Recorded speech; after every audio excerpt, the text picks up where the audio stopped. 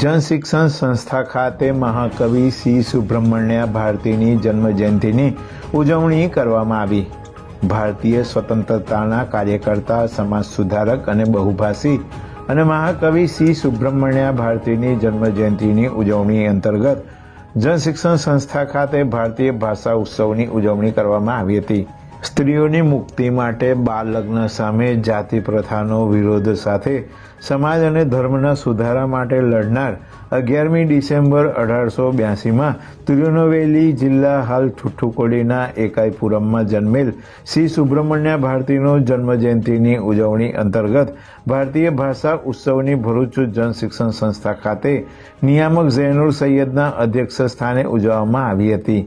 જેમાં વિવિધ તાલીમ વિભાગના વિદ્યાર્થીઓને સંબોધતા તેમના જીવન ચરિત્રની યાદ તાજી કરતા જણાવ્યું હતું કે પત્રકાર અને મહાકવિ શ્રી સુબ્રમણ્ય તેમનું પ્રારંભિક શિક્ષણ તિરુનેલવેલી અને વારાણસીમાં મેળવ્યું.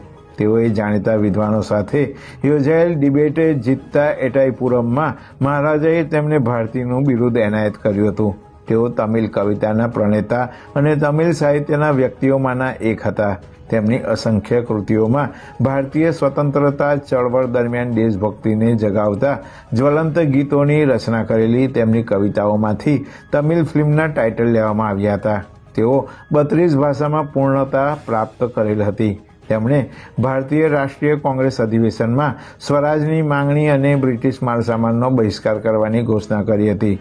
જીવનના અંતિમ વર્ષો ચેન્નઈના ટ્રિપ્લિકેનમાં વિતાવ્યા. અંતે તેમણે 11મી સપ્ટેમ્બર 1921ના રોજ વહેલી સવારે આ દુનિયામાંથી અંતિમ શ્વાસ લીધા હતા.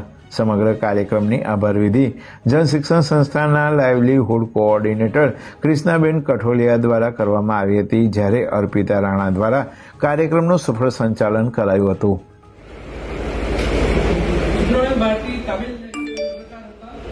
તેમનો જન્મ 11મી સપ્ટેમ્બર 1882માં તિરુનેલવેલી જિલ્લા હાલનું થુથુકુડીના એટ્ટાઈપુરમમાં થયો હતો. તેમણે પ્રારંભિક શિક્ષણ તિરુનેલવેલી અને વારાણસીમાં મેળવ્યું.